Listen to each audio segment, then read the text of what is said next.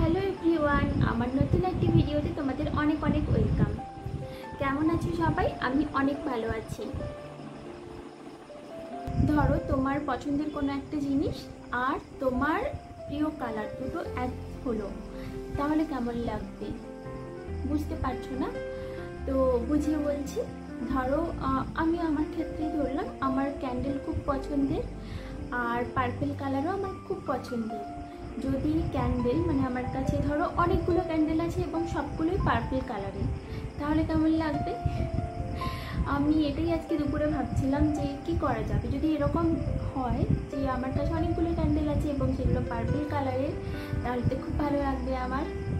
তাই আমি ভাবলাম কি বানিয়ে ফেলি। মোল্ডিং থেকে শুরু করে একেবারে ডিমোল্ডিং পর্যন্ত, তারপরে আমি সাজিয়ে যে কটা ভিডিও তুলেছি সব কিছু তোমাদের সঙ্গে শেয়ার করব। তো সঙ্গে থাকো, ভিডিওটা দেখতে থাকো। আর এদিকে হাই বলে দাও সবাই, হাই। ডেজি ফ্লাওয়ার ক্যান্ডেল এবং সানফ্লাওয়ার ক্যান্ডেলের মিডল পোর্শনটা যেহেতু আলাদা কালারের হয়ে থাকে, সেই জন্য আমি প্রথমে অন্য একটা রঙের মোম ওখানে দিয়ে নিয়ে ওটাকে ঠান্ডা হতে দিয়েছি। তারপরে আমি একে একে সেই সমস্ত মোল্ড রেখে দিয়েছি যেই মোমবাতিগুলো আমার পার্পল কালারের বানানোর ইচ্ছে ছিল। অনেক দিন পরে আমি কোকিলের আওয়াজ শুনতে পাচ্ছি, তখন ভিডিও করছিলাম তো এতটা খেয়াল ছিল না, কিন্তু এখন শুনতে পাচ্ছি, খুব ভালো লাগছে শুনে। যাই হোক, আমার মোল্ডগুলো রাখার পরে যখন ওয়াক্সটা নর্মাল টেম্পারেচারে চলে আসবে, মোল্ডিংয়ের টাইমে যে টেম্পারেচারটা দরকার সেই টেম্পারেচারে চলে আসবে, তো তখন আমি মোল্ডে তরল মোমটা ঢেলে দেব। এরকম একে একে সবগুলো মোল্ডেই আমি মোমটা ঢালবো। তো মোমটা ঢালার পরে আমি ওই আধা ঘন্টা মতো ওয়েট করেছিলাম, ওটাকে জমতে দিয়েছিলাম। তারপরে দেখো সব কটা মোল্ডে মোমটা কত সুন্দরভাবে জমে গেছে। এখন আমি এগুলো ডিমোল্ড করব। আর এটা হলো সব থেকে আমার পছন্দের একটা পার্ট। দেখতে খুব মন চায় কি কেমন হয়েছে ক্যান্ডেলটা, আউটপুটটা কেমন এসছে। তো চলো তোমরাও দেখো কেমন লাগছে, আর কমেন্টে কিন্তু আমাকে অবশ্যই জানিও যে এটা কেমন লাগছে।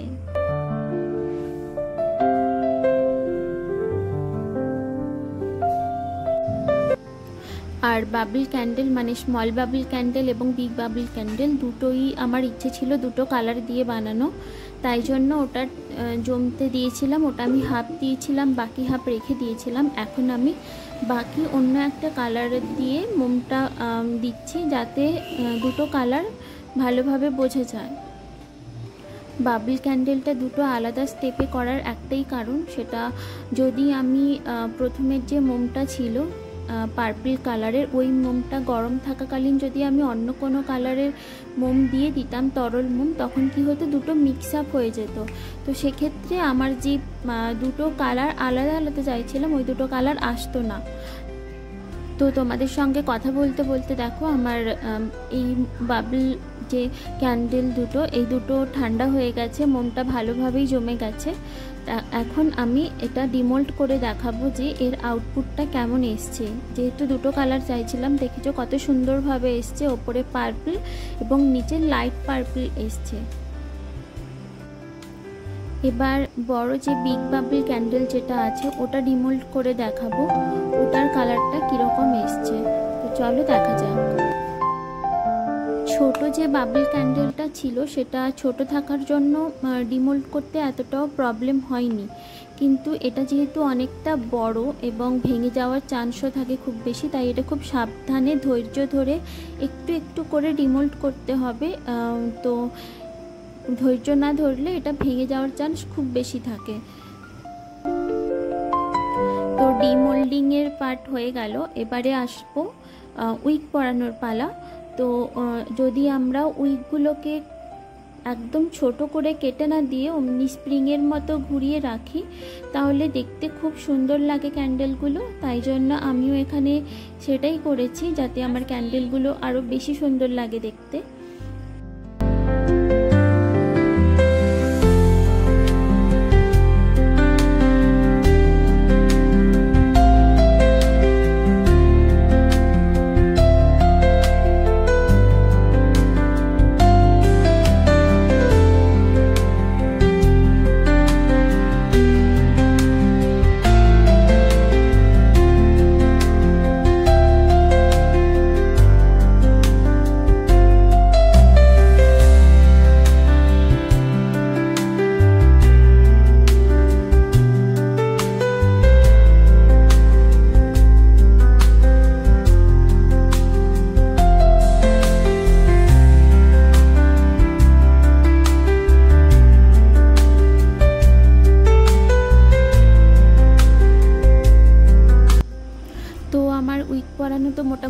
কমপ্লিট হয়ে গেল। এরপরে তোমাদের সামনে সাজিয়ে পরিবেশনের পালা। দেখো এটা কতটা সুন্দর লাগছে, আমি তো ভাবতেও পারিনি কি এত সুন্দর আউটপুট আসবে।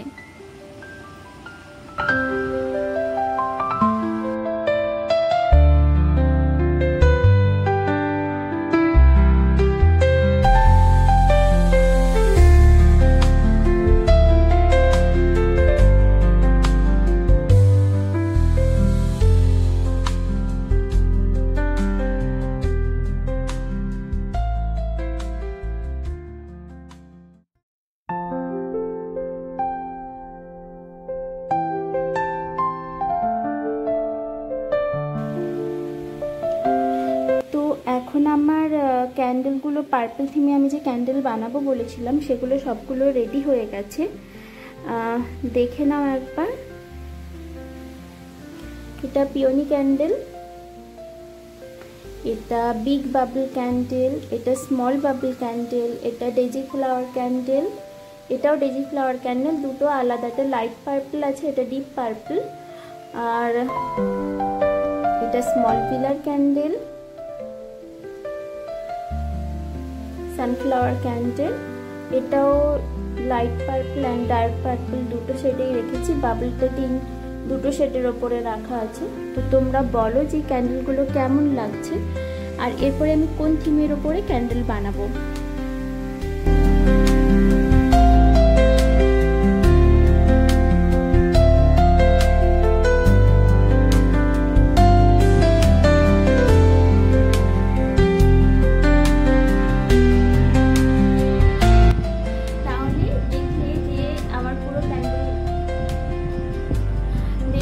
আমি ট্রেতে সাজিয়ে ক্যান্ডেলগুলো সুন্দর করে রেখেছি।